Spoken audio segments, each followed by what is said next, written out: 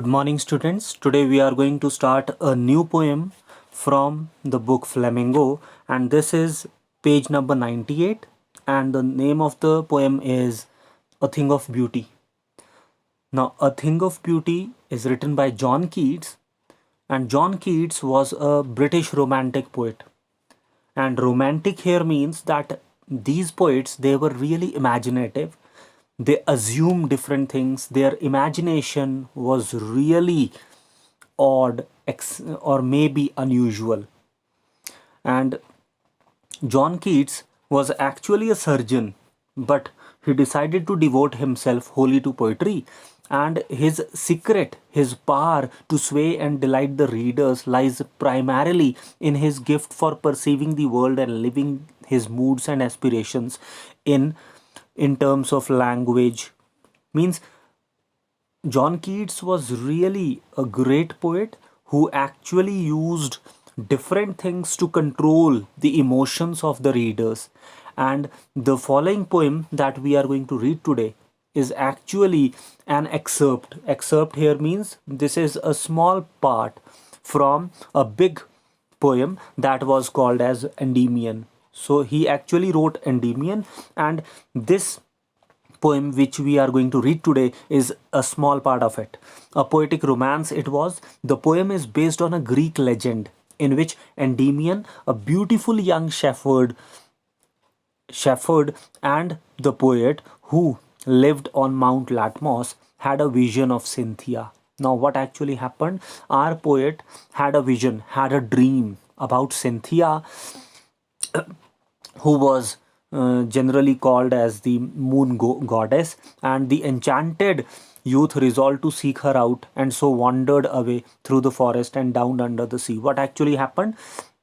The poet John Keats he was really enchanted. Enchanted here means that he was really charmed or got attracted, and he resolved means he decided to seek means he decided to search her out, and so he wandered away through the forest. So our poet John Keats wandered away means he actually went to different parts of the jungle, of the forest, and down under the sea, and even under the sea he was resolved to find, to seek, to search Cynthia. Now, before we read what is written here, what pleasure does a beautiful thing give us? Are beautiful things worth treasuring? Is it really, you can say, possible to grab some of the images in your mind, and can you take pleasure out of your remembrances? Is it possible to have some memories in your mind, and after some years can you get pleasure out of it? Now, A Thing of Beauty is a nicely written poem by John Keats, and John Keats was actually a poet who has used a lot of imagination in writing this poem. And these lines, maybe first few lines, they are the most famous lines in English literature written by any poet. And this first line is really worldly famous, and the line is, a pleasure, a thing of beauty is a joy forever. Now, this line is really one of the most beautiful lines ever written by any poet, I think. Now, what is the meaning? A thing of beauty is a joy forever. Here, the poet actually wants to tell us that whatever beautiful thing lies in this world, it is actually a joy forever. Means it is perennial source of beauty. Means natural beauty is such a beauty which would give us joy, which would give us pleasure throughout our life. And not only our life, it is actually perennial or permanent. It is everlasting. It would never fade, it would never go away. So, according to John Keats, he says that a thing of beauty is actually going to provide you with a lot of joy, a lot of enjoyment and pleasure would be given by the natural beauty forever. Forever means it is permanent. It is not, you can say, temporary. It is not going to fade away. Its loveliness increases, and the natural beauty would increase always. Its loveliness, its beauty, the pleasure that the natural things, natural beauty gives us, it would never decrease. It would always keeps on increasing. It will never pass into nothingness. Means natural beauty would never go into nothingness. It would never decrease. It would always grow. It would always keep on increasing and growing, but will keep a bower quiet for us, and a sleep full of sweet dreams and health and quiet breathing. But will keep a bower. Now, what is the meaning of bower here? Bower is actually a kind of shady place. So, according to the poet, natural beauty actually is a place full of shade, like shade under a tree. When we really get tired and exhausted and heated up due to the heat of the sun, radiation of the sun, we try to get a shady place. In the same way, nature has actually kept, means the natural beauty, the beauties of nature, these beautiful things, they always keep a kind of shady, a kind of shade for us whenever we are, you can say, tired in the heat of the sun. It means that symbolically he wants to say that whenever we are tired of living, whenever we got irritated, whenever we are sad and disappointed, there is a place in the natural beauty which always keeps a shade for us, where we can go and take shelter, but will keep a bower quiet for us. Bower quiet of for us means it is actually a quite silent place which would be kept by beauties, by the natural beauty, by the things of beauty, and their beauty would keep on increasing, and a sleep full of sweet dreams. And not only it is going to keep a bower for us, it is not only going to keep a shady place for us, at the same time a sleep full of sweet dreams. It is also going to keep a place where we can sleep, where we can stay, where we can close our eyes and shed all the disappointments and sadness and irritations, or maybe worries. And a sleep full of sweet dreams means it is going to keep a place for us where we can sleep, where we can shed all our worries or all our troubles. And it also provides us health. Means the things of beauty, they always keep a bower for us. They keep a very convenient atmosphere where we can sleep, where we can get some healthy, you can say, thoughts. And it also you can say, provides us with quiet breathing. What is the meaning of quiet breathing? Quiet breathing here means it is going to, you can say, provide us with comfortable atmosphere. We can be at convenience, we can be at comfort in that place. Then this is the second paragraph. This was the first paragraph. Now this is second paragraph. Therefore on every morrow are we wreathing a flowery band to bind us to the earth. Now this is very important to understand that what is written here. Therefore, because the beauties of nature, because the things of beauty, they actually are perennial and permanent, everlasting source of beauty, and they keep a shady place for us whenever we are tired, whenever we are exhausted and, you can say, worried.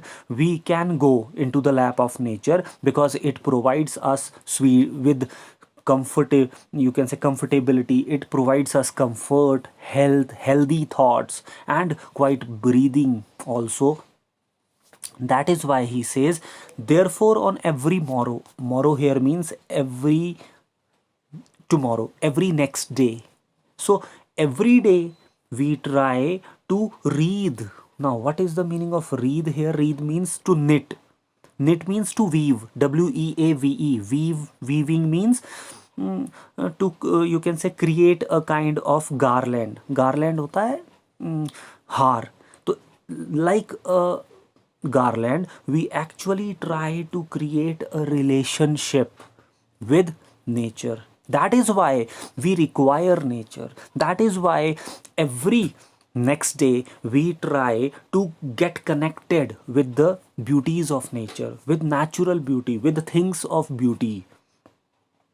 So that is why he says that we start creating a relationship. Weaving garlands here means, wreathing here means knitting, or maybe to try to get connected with the natural beauty. A flowery band to bind us to the earth. Now, this line is very important because, according to the poet, because these natural beauties are always there to support us for our survival, that is why we always, every day, we need to get connected. We need to, you can say, have a great, you can say, good relationship with the beauties of nature. That now a flowery band here means actually the bond of love and spiritual attachment to the things of beauty. Means we need to have a lovely and spiritual relationship with the earth, and earth here means with natural beauties.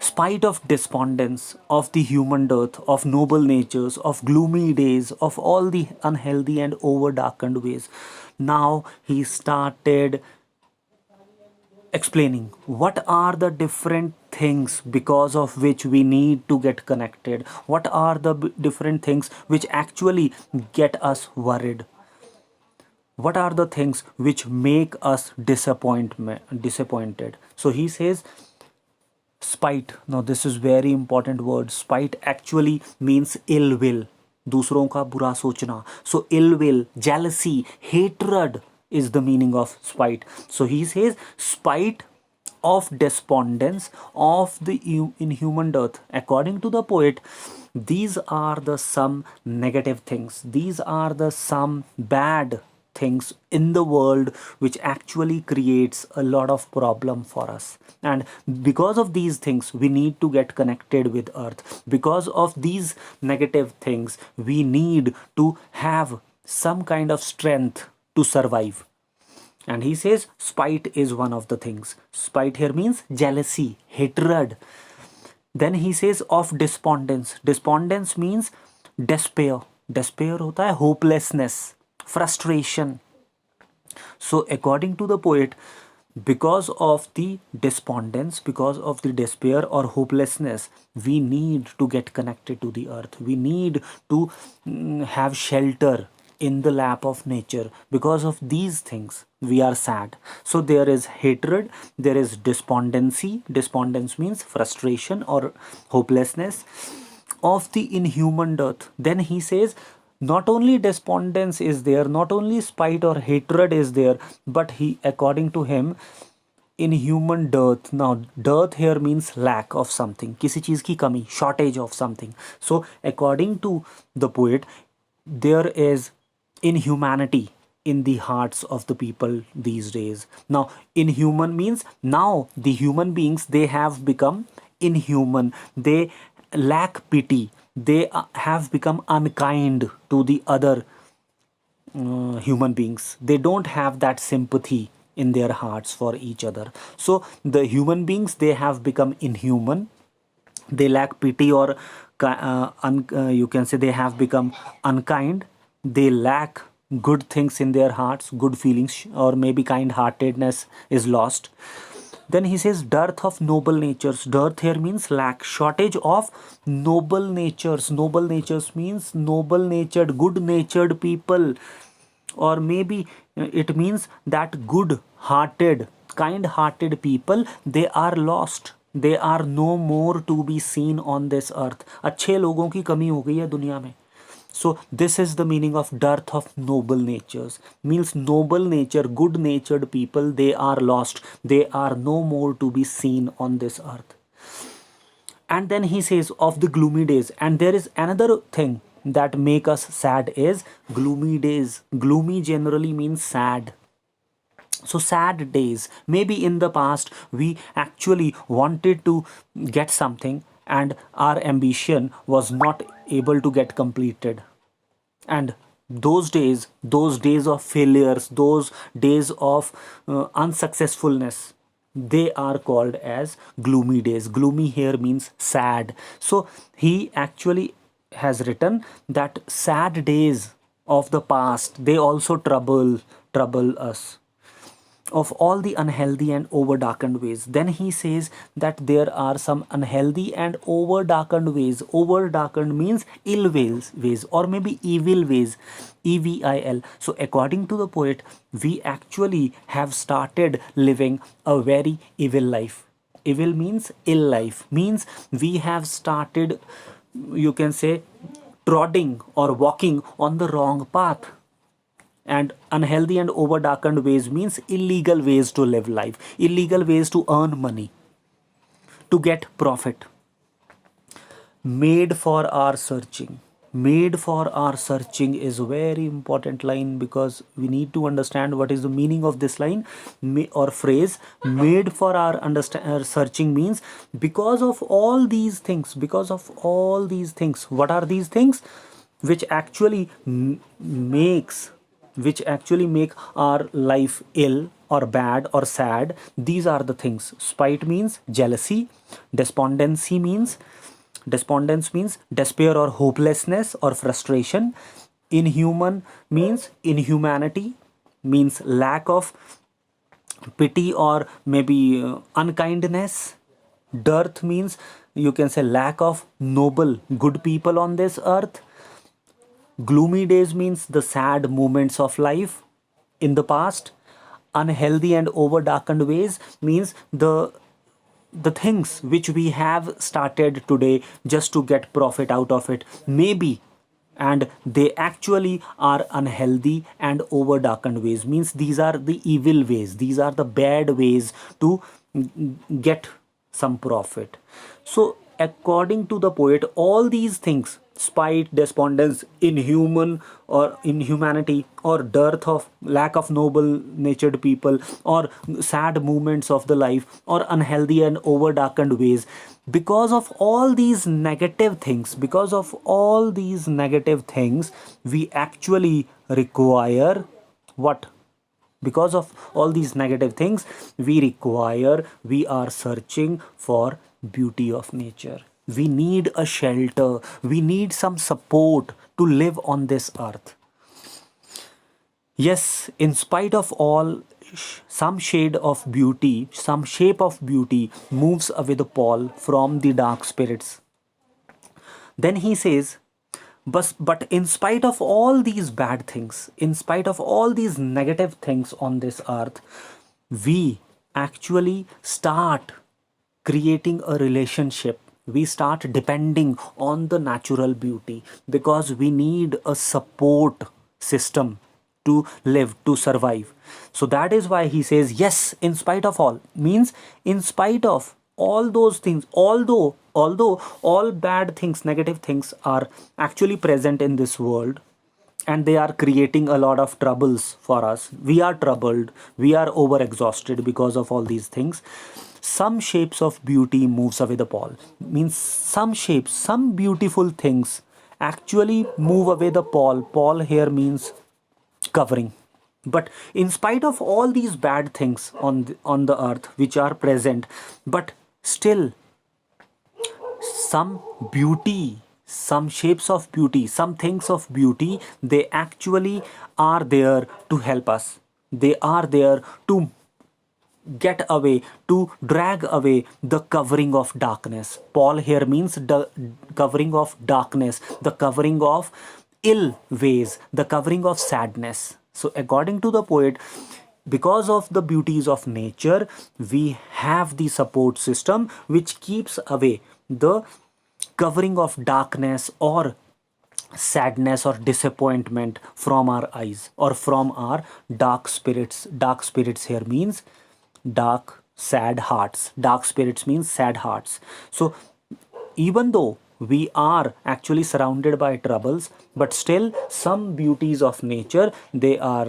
there to help us. They are there to drag those sad moments from our lives.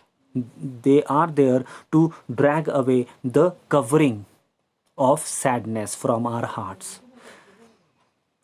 So today we are going to stop here only.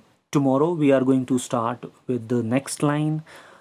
And please keep learning. Try to get the gist of the poem by watching the video and read the poem yourself also. Till then, please take care of yourself. Goodbye. See you.